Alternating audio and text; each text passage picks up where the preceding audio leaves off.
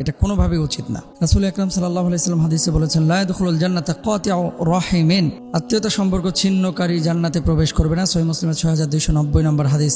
সুতরাং আমি আমাদের এই চাচিদেরকে বলবো, নিজের মেয়ের কল্যাণের জন্য দোয়া করবেন, নিজের মেয়ের কল্যাণের জন্য আল্লাহর কাছে বলবেন, নিজের মেয়ের জামাইকে সম্মান ইজ্জত দিবেন।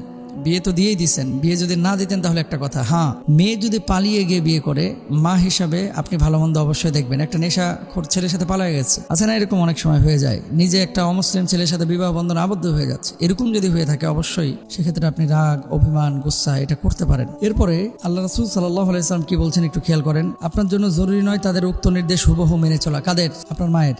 এসব ক্ষেত্রে নবীজি বলছেন, ফাইন উমিরা বিমাসিয়াতিন ফালা সামা ওয়ালা তাআতা, অসৎ কাজে আনুগত্য নয়, আনুগত্য কেবল সৎ কাজের ক্ষেত্রেই হবে। বুখারীর 7145 নম্বর হাদিস, মুসলিমের 1840 নম্বর হাদিস।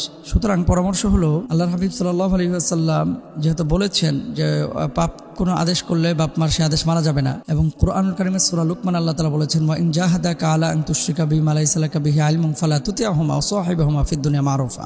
অসৎ কোনো আদেশ যদি বাবা মা করে সন্তানকে, তাহলে তাদের আনুগত্য করা যাবে না, এটা কুরআনুল কারীমে আল্লাহ সুবহানাহু ওয়া তাআলা বলেছেন। তাহলে এই ক্ষেত্রে আপনার কি হবে?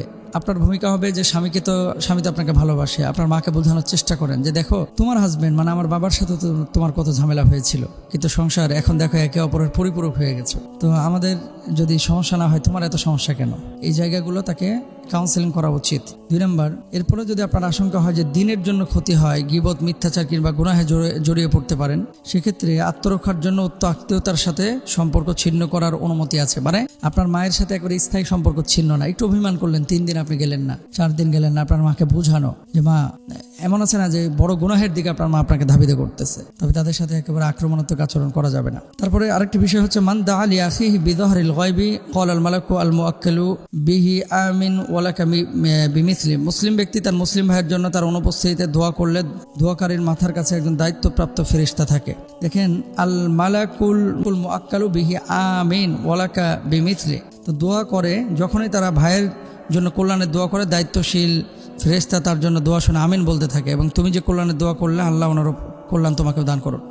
তো সম্পর্ক ছিন্ন না করে কিভাবে সম্পর্কটা সুন্দর করা যায় এদিকে আপনারা খেয়াল রাখবেন ইনশাআল্লাহ, এবং মাকে বোঝানোর চেষ্টা করেন, বাবাকে বোঝানোর চেষ্টা করেন। মেয়ের মাদেরকে বলবো যে মেয়ের সংসারের ভিতরে বড় কোনো ক্ষতি না দেখলে মাথা ঢোকায় না, এরা ঝামেলা করে আবার ঠিক হয়ে যায়। আল্লাহ আমাদের বুঝ দান করুন।